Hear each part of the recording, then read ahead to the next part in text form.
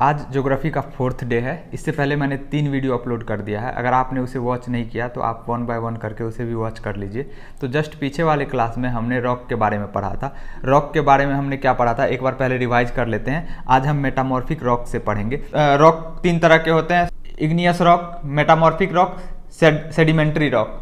ठीक है, तो हमने इग्नियस रॉक को देखा। इग्नियस रॉक किसको कहते हैं, जो मैग्मा के सॉलिडिफिकेशन से बनता है डायरेक्ट, उसको क्या बोलते हैं, इग्नियस रॉक। 2 तरह के होते हैं, एक्सट्रूसिव और इंट्रूसिव। एक्सट्रूसिव किसको कहते हैं, ऐसा मैग्मा जो कि अर्थ सरफेस पे आकर के सॉलिडिफाई होता है। अर्थ सरफेस पे आने के बाद उस मैग्मा को हम लावा कहते हैं, और जब वो सॉलिडिफाई होता है तो एक्सट्रूसिव इग्नियस रॉक बनता है। और जब अर्थ के अंदर में सॉलिडिफाई हो जाता है, अर्थ में के अंदर ही रॉक के अंदर अटक करके, तो उसको बोलते हैं intrusive igneous rock. Intrusive igneous rock को 2 पार्ट में बांटा था हमने। पहला था हमारा प्लूटोनिक इंट्रूसिव इग्नियस रॉक, और दूसरा था hypabyssal intrusive igneous rock. Plutonic intrusive igneous rock कहते हैं अगर सॉलिडिफिकेशन अर्थ के अंदर 40 किलोमीटर से ज़्यादा डेप्थ पे हो तो उसको बोलते हैं प्लूटोनिक इंट्रूसिव इग्नियस रॉक। और अगर सॉलिडिफिकेशन सेलो डेप्थ पे हो, मतलब कम डेप्थ पे हो, तो उसको बोलते हैं हाइपाबसल इंट्रूसिव इग्नियस रॉक। ये सभी हमने पिछले क्लास में देख लिया था। ठीक है, अब उसके बाद हमने सेडिमेंट्री रॉक के बारे में, सेडिमेंट्री रॉक को भी देखा था। सेडिमेंट्री रॉक कैसे बनता है, ब्रेकडाउन ऑफ मेटामॉर्फिक और इग्नियस रॉक। तो वो सारा प्रोसेस भी हमने देखा था। आप अगर आपने पिछला वीडियो वॉच नहीं किया तो आप उसको जाकर के वॉच कीजिए। मैं यहाँ से शुरू करता हूँ। ये 3rd टाइप ऑफ रॉक है, metamorphic rock. Metamorphic rock form due to the process called as metamorphism. Metamorphism के कारण ये रॉक फॉर्म होता है। अब मेटामॉर्फिज्म होता क्या है वो देखिए।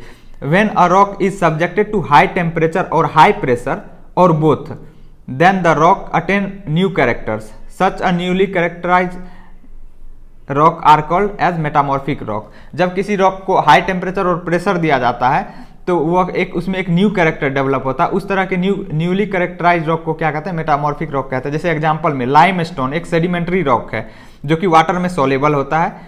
अगर इसमें मेटामॉर्फिज्म होता है, through the process of metamorphism it converted into marble. It is a natural process. Natural process मतलब जो अपने आप होता है नेचर में, है ना।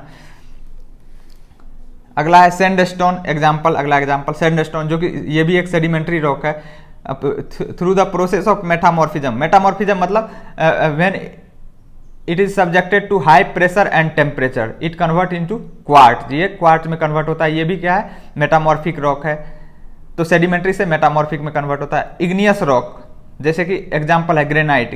Granite through the process of metamorphism converted into निस। इसको निस पढ़ते, GNESIS, इसको पढ़ते क्या है, निस। ठीक है, अगला एग्जाम्पल है slate. Slate is example of metamorphic rock. When it is further metamorphism process happen with in slate it convert into cyst. ये भी एक क्या है, मेटामॉर्फिक रॉक है। ठीक है, चलिए आगे देखते हैं।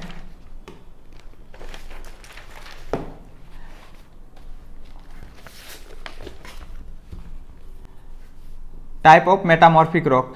2 तरह के मेटामॉर्फिक रॉक होते हैं, फोलिएटेड मेटामॉर्फिक रॉक और non foliated metamorphic rock. Foliated metamorphic rock किसको कहते हैं, ऐसा मार्बल विथ स्ट्रिप, ऐसे मार्बल जिसपे स्ट्रिप हो, है ना, स्ट्रिप बना हुआ हो, उसको बोलते हैं फोलिएटेड मेटामॉर्फिक रॉक। और नॉन फोलिएटेड मेटामॉर्फिक रॉक कहते हैं मार्बल विथ नो स्ट्रिप, जिसपे कोई स्ट्रिप नहीं हो, उसको बोलते हैं नॉन फोलिएटेड मेटामॉर्फिक रॉक। अब रॉक साइकिल क्या होता है ये थोड़ा ध्यान देंगे आप। No rock on the surface of the earth is permanent. Every rock is getting converted into other type of rock. There is no permanency, मतलब अर्थ पे कोई भी रॉक परमानेंट नहीं है। ऐसा नहीं कि जो इग्नियस है तो अब हमेशा के लिए इग्नियस ही रहेगा, जब तक सूरज चांद रहेगा तब तक ये इग्नियस ही रहेगा, ऐसा कुछ भी नहीं है। हर एक रॉक एक दूसरे फॉर्म में कन्वर्ट होते रहता है। अगर इग्नियस रॉक है तो पहले हम इग्नियस और सेडिमेंट्री को देखते हैं। अगर इग्नियस रॉक से सेडिमेंट्री रॉक में कन्वर्ट होता है तो उस प्रोसेस को क्या कहते हैं, डिसइंटीग्रेशन, है ना। डिसइंटीग्रेशन मतलब ब्रेकडाउन, स्मॉल स्मॉल पीस में ब्रेकडाउन होता है। तो इसको क्या कहते हैं, अगर इग्नियस रॉक से सेडिमेंट्री में कन्वर्ट होगा तो किस प्रोसेस के थ्रू, डिसइंटीग्रेशन के थ्रू। अगर कोई रॉक सेडिमेंट्री है वो इग्नियस में कन्वर्ट होता है तो किस प्रोसेस के थ्रू होगा, मैग्नेटाइजेशन, मतलब इंटेंस हीट देने के बाद जो है, बहुत ज्यादा हीट देने के बाद किस में कन्वर्ट होता है, इग्नियस रॉक में। ठीक है, हमने देख लिया इग्नियस से सेडिमेंट्री। अब देखते हैं सेडिमेंट्री से मेटामॉर्फिक कैसे बनता है। सेडिमेंट्री से मेटामॉर्फिक जिस प्रोसेस से बनता है उसको कहते हैं मेटामॉर्फिज्म। मेटामॉर्फिज्म मतलब हाई प्रेशर एंड टेम्परेचर। जब सेडिमेंट्री रॉक को हाई प्रेशर एंड टेम्परेचर मिलता है तो वह किस में कन्वर्ट होता है, मेटामॉर्फिज्म, मेटामॉर्फिक रॉक में, ठीक है। और अगर मेटामॉर्फिक से सेडिमेंट्री में कन्वर्ट होता है तो उस प्रोसेस को क्या कहते हैं, डिसइंटीग्रेशन। डिसइंटीग्रेशन मतलब break down small small pieces में, है ना। तो मेटामॉर्फिक रॉक से अगर सेडिमेंट्री रॉक में कन्वर्ट होता है जिस प्रोसेस के थ्रू, उस प्रोसेस को कहते हैं डिसइंटीग्रेशन। अब हम देखेंगे इग्नियस रॉक और मेटामॉर्फिक रॉक में कन्वर्ट किस प्रोसेस के थ्रू होता है। अगर इग्नियस रॉक मेटामॉर्फिक रॉक में कन्वर्ट होगा तो जो प्रोसेस होगा उस प्रोसेस को कहेंगे मेटामॉर्फिज्म। मेटामॉर्फिज्म अभी जस्ट बताया, metamorphism subjected high temperature and pressure. तो इसमें जब इग्नियस रॉक को हाई टेम्परेचर एंड प्रेशर दिया जाता है तो मेटामॉर्फिक रॉक में कन्वर्ट होता है। और अगर मेटामॉर्फिक रॉक को इग्नियस रॉक में कन्वर्ट होना हो तो मैग्नेटाइज्ड जो प्रोसेस यहाँ पे एक्ट होता है, सब्जेक्ट किया जाता है, उसको क्या कहते हैं, मैग्नेटाइजेशन, है ना। Magnetisation means giving intense heat, है ना। तो उस जिस प्रोसेस के थ्रू ये इग्नियस रॉक बनता है। तो हमेशा याद रखना जब इग्नियस रॉक किसी भी प्रोसेस के थ्रू बनेगा वो मैग्नेटाइजेशन कहलाएगा, मतलब गिविंग इंटेंस हीट। और अगर मेटामॉर्फिक रॉक बनेगा किसी भी रॉक से तो वो जो प्रोसेस कहलाएगा वो हमेशा मेटामॉर्फिज्म कहलाएगा। किसी भी रॉक से अगर सेडिमेंट्री रॉक बन रहा है तो जो वो प्रोसेस कहलाएगा डिसइंटीग्रेशन, मतलब ब्रेक डाउन। तो ये हमने देखा रॉक साइकिल। मतलब रॉक साइकिल का मतलब है कोई भी रॉक, अर्थ पे जितने भी रॉक है कोई भी परमानेंट नहीं है। मिलियंस ऑफ ईयर बाद वो खुद ब खुद अपने आप में दूसरे फॉर्म में चेंज होते रहता है। Such a interchangeability of the rock is called as rock cycle. तो यहां तक हमने देख लिया। अब आगे क्या दिया हुआ है वो देखिए। आगे दिया हुआ है कि इसका लिखाया हुआ है भी आगे, यहां पे मैंने रनिंग नोट्स में लिखा, during conversion from sedimentary rock to metamorphic rock. अब जैसे कि पिछले क्लास में हमने डिस्कस किया था कि सेडिमेंट्री रॉक में फॉसिल्स फ्यूल्स पाए जाते हैं, फॉसिल्स फ्यूल्स पाए जाते हैं। अगर कोई सेडिमेंट्री रॉक मेटामॉर्फिक रॉक में कन्वर्ट होता है तो प्रोसेस कौन सा होगा, गिविंग हाई टेम्परेचर और प्रेशर। तो अगर वो हाई प्रेशर के कारण कन्वर्ट होता है तब तो उसमें मेटामॉर्फिक रॉक में भी कुछ पार्ट फ्यूल्स, क्रूड ऑयल्स होगा, कोल होगा, या जो भी उसमें नेचुरल गैस होगा, कहने का मतलब फॉसिल्स फ्यूल्स, कुछ पार्ट मेटामॉर्फिक में भी रहेगा। लेकिन अगर यही सेडिमेंट्री से मेटामॉर्फिक रॉक हाई टेम्परेचर के कारण होगा तो उसमें कोई भी फॉसिल्स फ्यूल्स नहीं बचेगा। वही लिखा हुआ, if metamorphism is because of temperature then this crude oil lost. जो क्रूड ऑयल होता है, किसमें क्रूड ऑयल होता है, सेडिमेंट्री रॉक में, वो खत्म हो जाएगा। टेम्परेचर में वो जल जाएगा, राख हो जाएगा जल के, है ना, तो वो खत्म हो जाता है। If metamorphism is because of pressure, अगर मेटामॉर्फिज्म प्रेशर के कारण हो, then most of the fossil fuels present in the sedimentary rock and some part of crude oil that is fossil fuels with metamorphic rock. ठीक है, तो आइए वही चीज आगे लिखा हुआ है वो मैं दिखाता हूं। If metamorphism is due to the temperature then already present crude oil in rock get lost.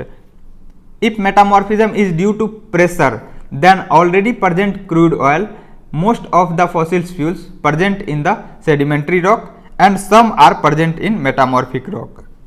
Igneous rock ruled out, no fossils, मतलब इग्नियस रॉक में कोई फॉसिल्स फ्यूल्स नहीं होता है, कोई भी फॉसिल्स नहीं होता है। ओके, अब हम फिर से देखेंगे यहाँ पे जियोमॉर्फोलॉजी। यहाँ से देखिए क्या लिखा हुआ है, जियोमॉर्फोलॉजी को डिफाइन किया गया है, study about the change happening on the surface of earth is called geomorphology. अब अर्थ के सरफेस पे जो चेंज होता है, क्यों होता है, तो यहां पे लिखा हुआ हैपनिंग, चेंज होता है। हु, चेंज का रीजन क्या है, फोर्सेस। कैसे होता है, जियोमॉर्फिक प्रोसेस के थ्रू। अब आइए जियोमॉर्फिक प्रोसेस क्या है उसको एक बार देखते हैं। The force that act on the surface of the earth and the forces acting from inside the earth interior are responsible for changes over the earth surface. The study about the process involved in these changes is called as geomorphic process. अर्थ के surface पे जो भी change होता है, या तो अर्थ के बाहर से उस पर फोर्स लगता है बाहरी सरफेस से, या फिर अर्थ के इनसाइड से फोर्स लगता है, जिसके कारण उसके सरफेस में चेंज होने का मतलब कहीं माउंटेन है, कहीं पे वाटर बॉडी है, कहीं पे पठार है, तो इसका रीज़न क्या है? तो इसके पीछे का रीज़न है जो अर्थ के सरफेस पे बाहर से फोर्स लगता है और अंदर से फोर्स लगता है। तो फोर्स को जो कि जिसके कारण जियोमॉर्फिक प्रोसेस होता है, उस फोर्स को दो पार्ट में डिवाइड किया गया है।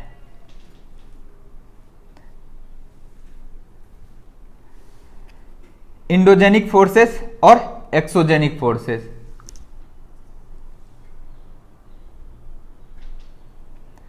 इंडोजेनिक फोर्सेस को इंडोजेनेटिक फोर्स भी कहते हैं, एक्सोजेनिक फोर्सेस को एक्सोजेनेटिक फोर्स भी कहते हैं। इंडोजेनिक फोर्स मतलब जो अर्थ के अंदर से लगता है, और जो बाहर से लगता है अर्थ सरफेस पे, उसको बोलते हैं एक्सोजेनिक फोर्सेस। ठीक है, आइए आगे देखते हैं। जैसे यहाँ एग्जांपल में लिखा हुआ है Yong mountain Himalaya 20 million year ago बना, तो उससे पहले तो वहां पे प्लेन था, हिमालय नहीं था। फिर 20 मिलियन ईयर एगो वहां पे हिमालय कैसे बना? क्या रीजन था वहां पे पहाड़, हिमालय पहाड़ बनने का? वो सभी रीजन हम इसमें देखेंगे जियोमॉर्फोलॉजी में, है ना। कहाँ पे क्या कैसे पहाड़ बना, कहाँ पे वाटर बॉडी, ये सारी चीजें, ठीक, कॉन्टिनेंटल ड्रिफ्ट, ये सब चीज देखेंगे। तो आज यहीं पे खत्म करते हैं। अगर आप चैनल पे नए हैं तो चैनल को सब्सक्राइब करके बेल आइकन को दबा दीजिए। इसमें मैं नोट शेयर करता हूँ जैसे लिखाया हुआ है सेम टू सेम। बाद बाकी आपको जो चीज़ें नहीं समझ में आ रहा है आप सोशल मीडिया का सहारा ले सकते हैं, जैसे कि यूट्यूब है, गूगल है। तो कोशिश करता हूँ मैं थोड़ी बहुत अपने तरफ से, मतलब जो मुझे समझ में आया वो मैं आपको बता देता हूँ। और जल्दी में बोलना होता है, इसीलिए अब अगर मैं 2 क्लास कवर कर रहा हूँ तो मतलब 7 घंटे को कवर कर रहा हूँ। 7 घंटे को 20 मिनट में बोलने में जल्दी जल्दी तो हो ही जाता है, नहीं तो टाइम तो लगेगा ना चीज़ों को एक्सप्लेन करने में, धीरे धीरे। बहुत लेंदी वीडियो होगा, तो मैं नोट्स शेयर कर रहा हूँ बस आपके साथ। उसी में थोड़ा बहुत जो मैं अपनी तरफ से एक्सप्लेनेशन दे देता हूँ वो मैं कर रहा हूँ, कोशिश करता हूँ जल्द से जल्द बोलने का। तो ठीक है, अगर आपको कहीं परेशानी हो रही हो तो उसके लिए मैं माफ़ी चाहूँगा। अगर आप चैनल पर नए हैं तो चैनल को सब्सक्राइब करके बेल आइकन को दबा दीजिए। फिर मिलेंगे अगले वीडियो में बहुत ही जल्द। तब तक के लिए नमस्कार, जय हिंद।